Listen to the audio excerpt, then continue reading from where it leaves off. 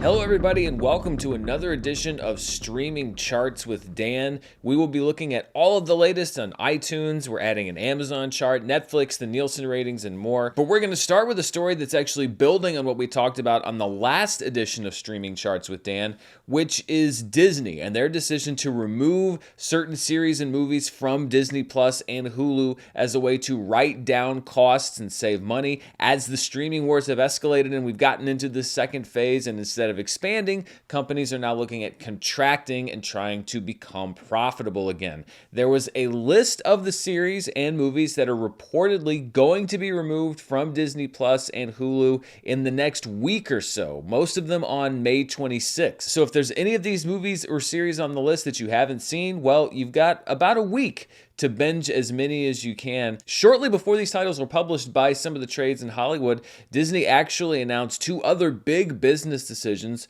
One of them was the decision to not stream the Marvel series Echo week to week, as all other Marvel series have been, but to drop all episodes at once later in the fall. So that's an interesting wrinkle because it does show that they're looking at different release strategies. Some have seen this as perhaps an indication that they don't have a lot of faith in Echo. Others saying that this just happens to be the series that they're going to try to experiment on to see how many people they can get on that binge model. The other thing that's not streaming related but still interesting is Disney's decision to shut down their massively expensive, both to make and also to stay in, Galactic Star Cruiser Hotel. It will close in September after just over a year and a half in operation. So not a whole lot of spin that you can put on that, although I would also argue that perhaps the wisdom of a $5,000 minimum, 2-night maximum non-luxury hotel that required guests to go deep into Star Wars cos/roleplay to get their money's worth while spending little to no time in the actual Disney parks was perhaps not the smartest move to begin with. So there's a lot of different things that are happening at Disney, but let's focus on these movies and shows. So this list was not generated directly from Disney. This has been reported in various trades. I cross-checked across a couple of them. And so this hasn't been absolutely confirmed as the list of shows and movies that are going to be pulled, and there have already been some adjustments. For example, once the list was initially released, there was some public outcry over Disney's reported plans to remove the documentary Howard from their platform, which is about the legendary Disney songwriter Howard Ashman. Many thought that it was extremely poor timing to remove the documentary, given that he did work on The Little Mermaid, which is being released as a Disney live-action remake this upcoming week, and also because it was right on the cusp of Pride Month, and Howard Ashman was a gay man who died at the height of the AIDS crisis in the early 90s. And so it seems like Howard will not be leaving the platform, along with some other things that were previously on the list, like a special dedicated to the making of the music for Wakanda Forever, and the Marvel series Empower, which is about female superheroes inside the Marvel Cinematic Universe. So this is not a final list, and it is not a list as announced by Disney, but it does appear that the majority, if not all of the series and movies that we're going to talk about will be disappearing here in a matter of days. And it's not all stuff that you haven't heard of. A lot of these are big, high-profile Disney series. So without further ado, here are the reported Disney series and movies that will be leaving the platform on May 26th. The first is America the Beautiful on Disney Plus, a Nat Geo doc series with narration by Michael B. Jordan, followed by Among the Stars on Disney Plus, a NASA docuseries.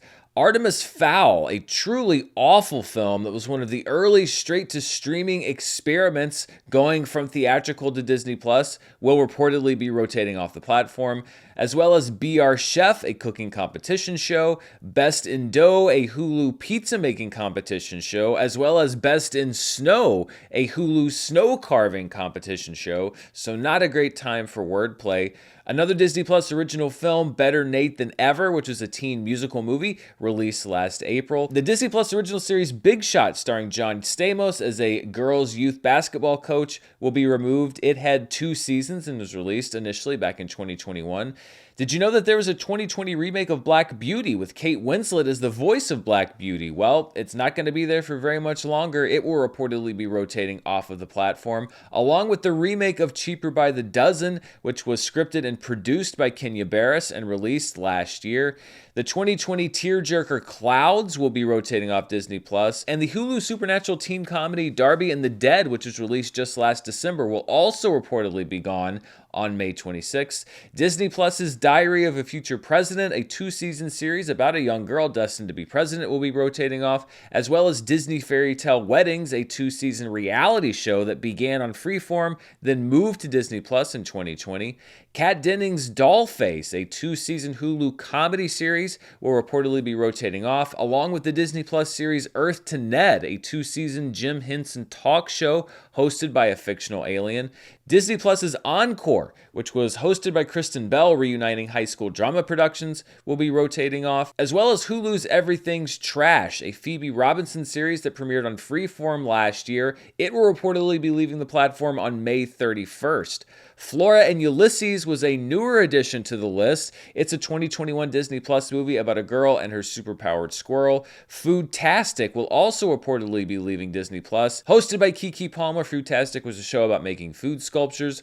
Harmonious Live is reportedly leaving Disney Plus, which is a recording of the Epcot Center live show, along with It's a Dog's Life with Bill Farmer, starring the actor who does voices for Pluto and Goofy in a docuseries about real dogs. The R.L. Stine 2021 anthology series Just Beyond will reportedly be leaving, as well as Hulu's Keep This Between Us, which is a 2022 freeform docuseries about a woman's relationship with her teacher. That series will reportedly be leaving on May 31st.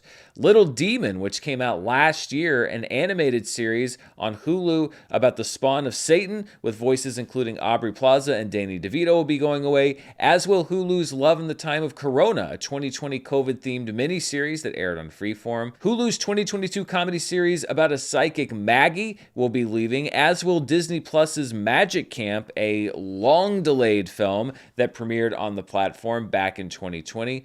Marvel's Project Hero, a 20-episode series about young people making a difference in the real world, is slated to leave the platform, as is Disney Plus's More Than Robots, a documentary about kids competing in the World Robotics Competition, and Disney Plus's Own the Room, a documentary about students competing in the Global Entrepreneur Awards. Pentatonics Around the World for the Holidays, a special that premiered just last year, reportedly leaving the platform, as well as Disney Plus's Pick of the Litter, a documentary series about dogs becoming service animals or training to become service animals. A high-profile name here, Danny Boyle's miniseries about the Sex Pistols called Pistol that premiered last year will be leaving the platform, as well as Disney Plus's Rogue Trip, a Nat Geo travel series with journalist Bob Woodruff and his son. Rosalind will be leaving Disney Plus, which was a Caitlin Dever film telling the story of Romeo and Juliet from Romeo's ex's point of view. Shop Class will also be leaving Disney Plus, which is a Justin Long hosted series about students building various things. A pair of films leaving Disney Plus, 2020's Stargirl from director Julia Hart, as well as the sequel Hollywood Stargirl, which was released in 2022. Disney Plus's Stuntman, a Dwayne Johnson-produced documentary about stuntman Eddie Braun, will reportedly leave the platform, along with The Big Fib, a 30-episode game show hosted by Yvette Nicole Brown from 2020. The Come Up on Hulu, which was a freeform docuseries about artists in New York City that premiered last year, will be leaving, as well as another 2022 docuseries called The Deep End about spiritual leaders and healers. Hulu's The Hot Zone, an anthology series about outbreaks starring Juliana Margulies and Tony Goldwyn, will reportedly leave, as well as the much-hyped The Mighty Ducks Game Changers, the 2-season legacy follow-up series to the Mighty Ducks films. The 2-season adaptation of The Mysterious Benedict Society will also be leaving, starring Tony Hale, as well as the 2020 Disney Plus film The One and Only Ivan, which was from White Lotus writer Mike White. The film actually received an Oscar nomination for Best Visual Effects. BJ Novak's 1-season 2021 anthology series The Premise will reportedly be leaving Hulu, as well as the 2022 action film The Princess, starring Joey King. The 1-season fantasy reality show The Quest will be rotating off of Hulu, as well as The Real Right Stuff on Disney Plus, a 2020 Nat Geo documentary about the first astronauts. Also going away will be the the Disney Plus 8-episode 2020 adaptation of the book, The Right Stuff. Oh, this one hurts. This show was a day one Disney Plus series, The World According to Jeff Goldblum, a 2-season reality docuseries tackling a different topic every episode. If I can endorse one series here, I really love this show, and I'm very sad to see that it's going to be going away. Timmy Failure on Disney Plus, a 2020 kids book adaptation from director Tom McCarthy, reportedly going away, as well as the 1-season legacy revival of Turner and Hooch, the late 80s Tom Hanks film. That series will be going away. Weird But True on Disney Plus, a 3-season educational series brought over from Nat Geo Kids, will be going away. And this is perhaps the biggest title, Willow, much hyped, big budget legacy sequel series to the Lucasfilm classic. It just finished airing episodes in January, so the show's less than 6 months old. One of the keystone advertised things that Disney Plus was making will not be available on Disney Plus after this week. It will be going away along with the series The Making of Willow, which would be kind of weird to have on the platform if you're taking Willow away. The 2021 documentary about Chef Wolfgang Puck, just named Wolfgang, will be going away from Disney Plus. Another long in development project, Y the Last Man, which was an adaptation of the comic series that lasted just 1 season, will be disappearing from Hulu, as well as 15 more Nat Geo/Hulu series and specials, including Locked Up Abroad. Now, this is not a final list. It is possible that there are some films and shows that could be saved, but it's also possible that there are many more that could be added to this list. And keeping in mind, this is also not guaranteed to be the final culling. So this represents a substantial amount of series that will be going away. Now, some people might say like, well, I haven't heard of most of that stuff. What does it matter? Why should I care that these shows are going away? And it's true that for most people, this doesn't impact them heavily, but the question of what happens to these shows and movies now is an important one to the people that made them, because the answer as of right now is that they just go away. They will be completely inaccessible. It will be as if they never existed, and it's largely because most companies, including Disney, are resistant to putting any of their original programming onto any sort of physical media because they felt like it undercuts the streaming availability. But now that they're not available on streaming anymore, and you have things like Willow that are not on physical media, they just become unavailable until or if somebody else decides to license those things. So they just disappear. And that's the danger of streaming right now. If something should change, if the tide should change, if there's a different business decision and you have a series or movie that's on streaming, it could all of a sudden not be on streaming anymore. And there are some of the people involved in the creation of these shows and movies that have spoken out about this. Julia Hart, the director of the 2 Stargirl movies, tweeted, quote, "Devastated that the movie I poured my heart and soul into is leaving Disney Plus. Watch while you can. Proud of the work my amazing colleagues and I did. I was 8 weeks postpartum when we started. The process was worth the sacrifice, even if the result was not. Focus on process, always." John Bickerstaff, one of the writers on Willow, tweeted, quote, "They gave us 6 months, not even. This business has become absolutely cruel. Before you say tax write-off, these shows have already been released and so can't be a write-off. And in the case of Willow, they own the property outright. The only conclusion is that this is to get out of paying residuals during a strike. And look, eternal streaming libraries are not sustainable. We're all going to have to adjust to that at some point. But to spend redacted on a show and then disappear at 6 months later is just bad business." And it is a slight distinction that he was making in that tweet, in that this is not a write-off like David Zaslav did with Batgirl, where you can say like, well, the movie was never released and we're going to write down the expense. As I explained on the last episode, this is basically a different kind of write-down in that you're saying that this is no longer an available asset to you as a company. So you're basically eating the cost of that series or movie or whatever not being available to you anymore. But as also mentioned, because it's not available on the platform, you don't as a company have to pay residuals anymore. And that's where a lot of the cost savings come from, and probably why there are a lot of these series and movies that you saw that involve big name talent, because they probably had very lucrative deals. Well, when you stop hosting that show and people can't watch it anymore, then you don't have to pay residuals to that talent anymore, or likeness rights, or whatever this whole contractual thing is. And yes, honestly, A lot of these things, most people didn't know they existed. I didn't know a lot of these things existed, but I also feel bad for the people that did put time and money into making these things, and not just that, but heart and hard work. Production on any kind of a series or show is hard work, and I've worked on shows that, yeah, they may not be the best thing in the world, reality shows and stuff like that, when I first moved to LA, but at the same time, I could point to those shows and say, I worked really hard on that.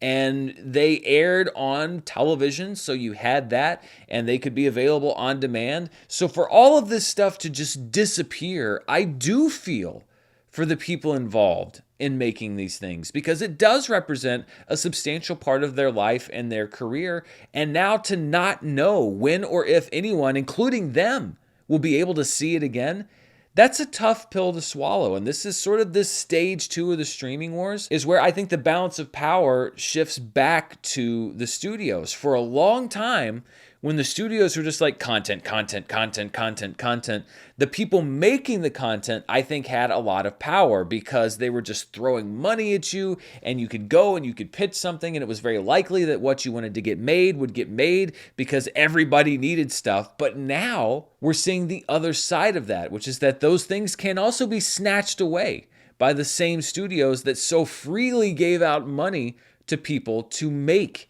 these things. Another thing that remains to be seen is how this will affect the agreements between studios and the talent that they work with. Will we start seeing more people pushing for a no pull clause or a buyout clause if a studio decides to pull their movie or show from the streamer? And we are also in the middle of strike season, so will this be something that comes up as the writers negotiate? SAG-AFTRA, which is the union covering actors, they are currently voting to see if they're going to authorize as a union a strike if they can't come to an agreement with producers in a matter of weeks.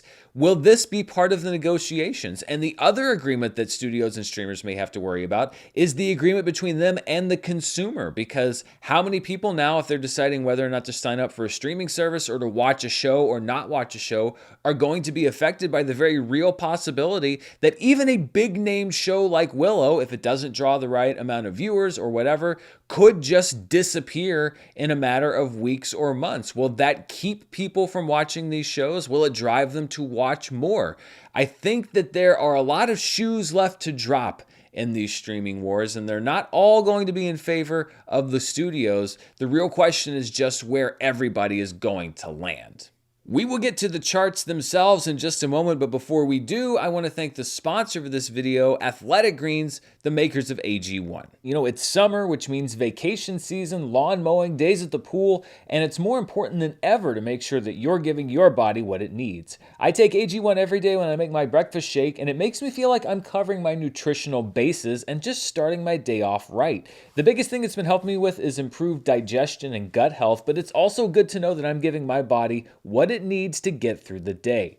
AG1 is 1 scoop of powder mixed with water once a day, making it easy to live your best life. And every scoop is packed with 75 vitamins, minerals, and whole food sourced ingredients that's delivered to me every month, so it's super easy to keep it a daily habit. Athletic Greens is also a climate neutral certified company, and for every purchase, they donate to organizations helping to get nutritious food to kids in need, including No Kid Hungry right here in the US. If you're looking for an easier way to take supplements, Athletic Greens is giving you a free 1-year supply of vitamin D and 5 free travel packs with your first purchase. Just go to athleticgreens.com/Dan. That's athleticgreens.com/Dan.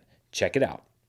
All right, so we've gotten through our big Disney Plus story. Let's turn now to the streaming charts themselves, and we will start with the iTunes store, what people are watching, renting, and buying there. At number 1 is the Super Mario Brothers movie, which is now available for purchase and premium video on demand, those higher price rentals. So still in theaters, doing well in theaters, but now also in the home market. Sisu, which also had a good run at the box office, now available for purchase and premium video on demand and doing well on iTunes. 65, starring Adam Driver, available for purchase and rental, and a new addition to the chart since the last time we looked. The Covenant at number 4, available for premium video on demand. Dungeons & Dragons: Honor Among Thieves, still available for purchase only at number 5. To Catch a Killer is at number 6, available for purchase and premium video on demand. This is a film starring Shailene Woodley and Ben Mendelsohn, a crime thriller that looks to be somewhat in the vein of a Silence of the Lambs type story.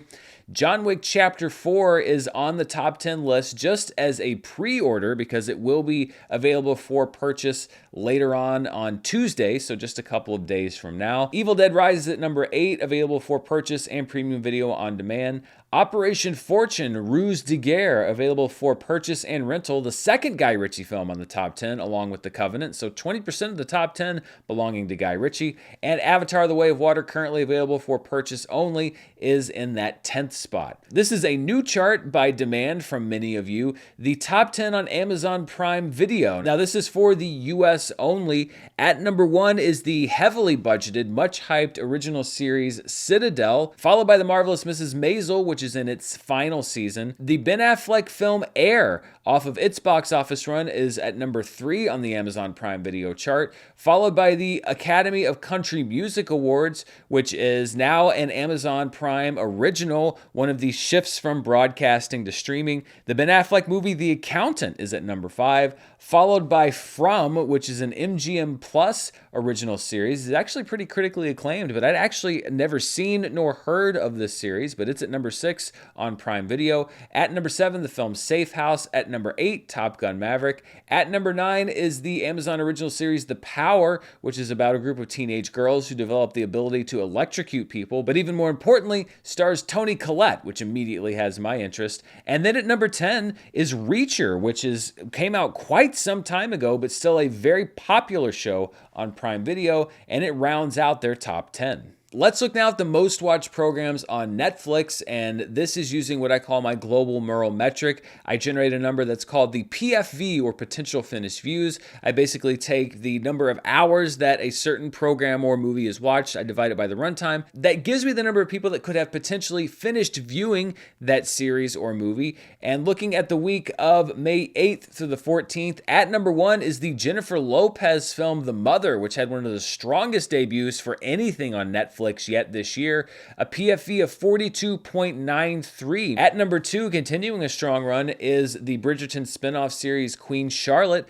with a PFV of 24.63. At number 3, Tom Hanks' A Man Called Otto with a PFV of 9.47, followed by the Netflix original movie AKA with a PFV of 8.5. The Netflix series Missing, Dead or Alive makes its debut at number 5 with a PFV of 7.58. The much debated, much hyped, much criticized Queen Cleopatra, not even cracking the top 5 on its initial chart here, with a PFV of 6.73, so it seems the controversy initially not driving a substantially higher number. The Netflix original series Black Knight Season 1 debuts with a PFV of 6.71, followed by the film Que Viva Mexico, which is a 3-hour movie about a man returning to Mexico and the competition he has with his family over an inheritance, followed by The Croods, debuting with a PFV of 5.34, and then the second season of the Netflix original series Sweet Tooth at number 10 with a PFV of 3.98.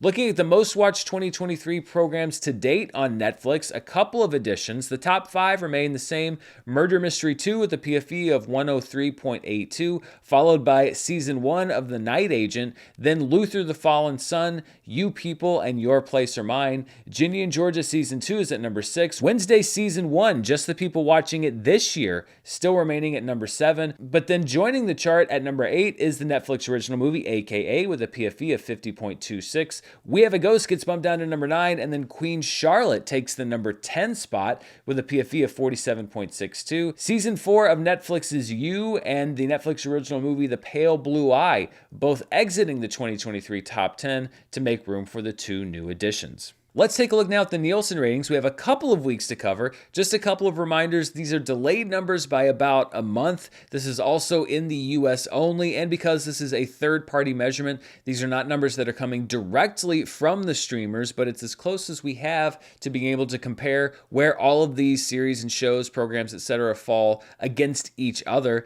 And let's look first of all at the most watched streaming movies for the week of April 10th through the 16th. That was the week that The Last Kingdom, Seven Kings Must Die debuted on Netflix with 7.51 million hours watched. Right behind is the second week of Chupa on Netflix with 7.5 million hours watched, followed by The Last Stand, which is available on both Hulu and Netflix with 7.3 million hours watched.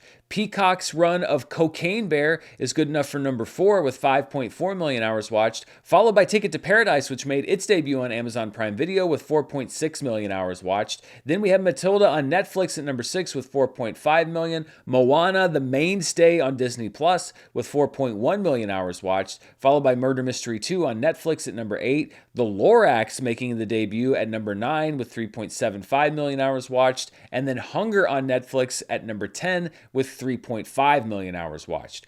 Going to the next week, April 17th through the 23rd, The Snowman on Netflix.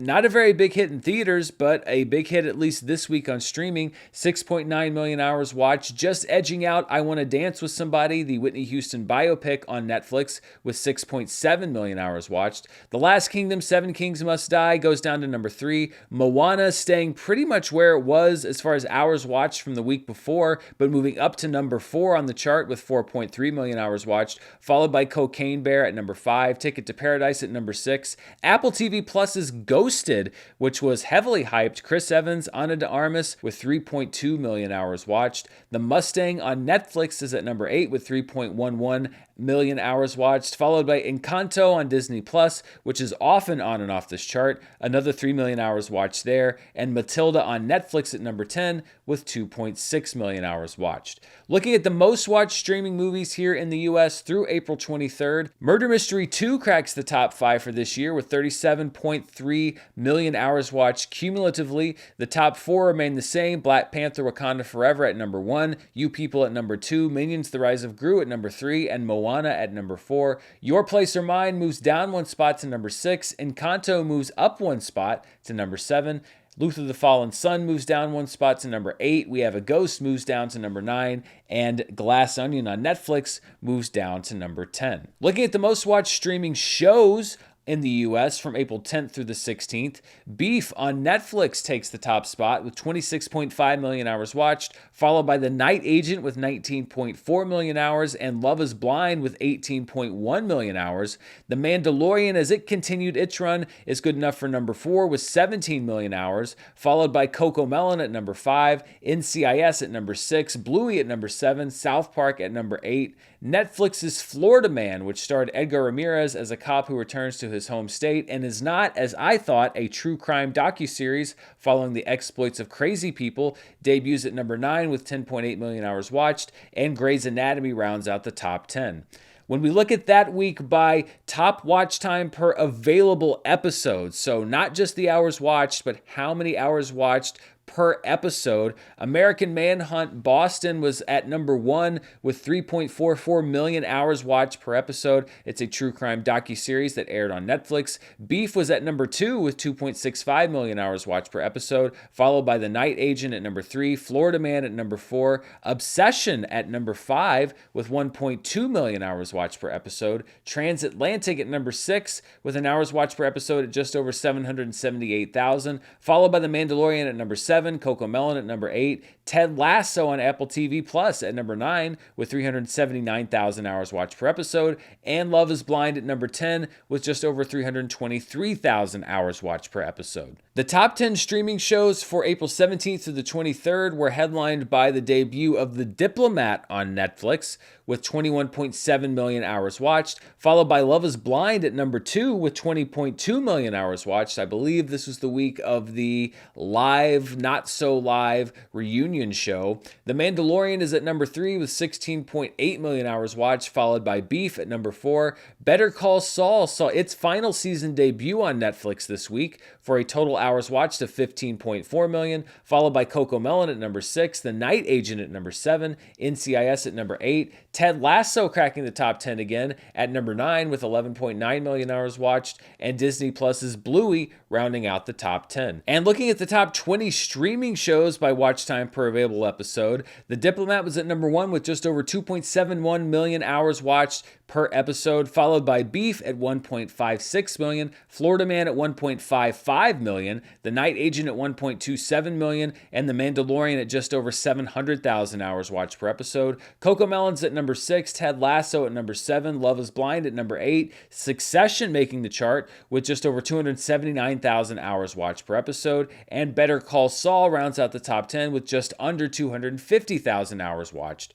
per episode. Looking at the most watched streaming series in the US through April 23rd, CoComelon remains number one with just over 210 million total hours watched, followed closely by NCIS. Disney Plus's Bluey moves up to number 3 with just over 184.2 million hours watched. Ginny and Georgia moves down to number 4. Grey's Anatomy enters the top 5. The Night Agent moves up to number 6. Netflix's You moves down one spot to number 7, followed by The Walking Dead, The Last of Us on HBO Max, and Netflix's Outer Banks at number 10. And that wraps up the streaming charts for this week, although it is a very busy week upcoming as far as future shows that we may see here on the charts. This is actually one of the bigger streaming weeks that we've seen in quite some time for a number of reasons. So this is just a selection of the movies and shows that you can see in the days to come. Streaming right now that actually debuted this past weekend on Hulu is the remake of White Men Can't Jump.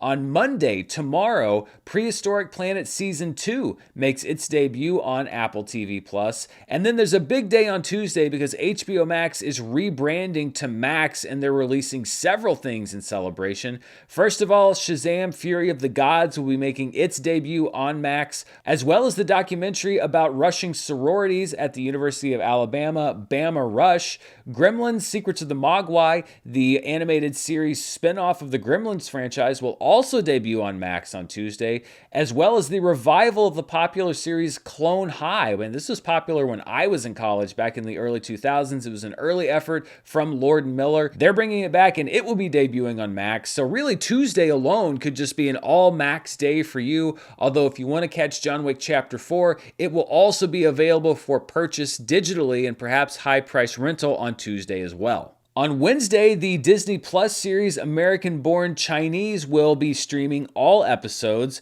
including some that are directed by Destin Daniel Cretton of Shang-Chi and the Legend of the Ten Rings. The show also reunites a large number of the cast from Everything Everywhere All at Once, including Michelle Yeoh, Ke Huy Quan, Stephanie Hsu, and James Wong. Also debuting on Wednesday on Apple TV Plus is the series Platonic, starring Seth Rogen and Rose Byrne, about two old friends trying to be middle-aged friends. Then on Thursday, the first in a series of documentaries celebrating 100 years of Warner Brothers makes its debut on Max, as well as the much-hyped Netflix original series Fubar, starring Arnold Schwarzenegger, a series about a retired secret agent on a mission with his daughter. And then if you're in for your reality fix, on Thursday, The Kardashians Season 3 will also be making its debut. And that wraps it up for this episode here on Streaming Charts with Dan. We have a busy week coming up. Of course, I'll be back on Tuesday to talk about the opening weekend of Fast X, both domestically and worldwide, on Charts with Dan. Then later on in the week, of course, I'll be reviewing The Little Mermaid, the latest Disney live-action remake, and I'm also working on a ranking video. I know a lot of you like the ranked series that I do of the Disney live-action remakes themselves, including The Little Mermaid. It'll be coming out after I see that film. That also means that I've been rewatching a lot of Disney live-action remakes, so if I seem like I'm in kind of a bad mood this week, you'll know why. There's also so much other stuff that pops up. I'll probably be doing an episode of The News with Dan, where I go over the latest headlines, so stay tuned right here on the channel. There's so much to talk about. Thanks again to my sponsor for this episode, Athletic Greens, the makers of AG1. Check out the description below for more info about them. But most of all, thanks for spending part of your day here with me. I'll be back very soon. Until then, stay safe, and I'll see you then. Bye.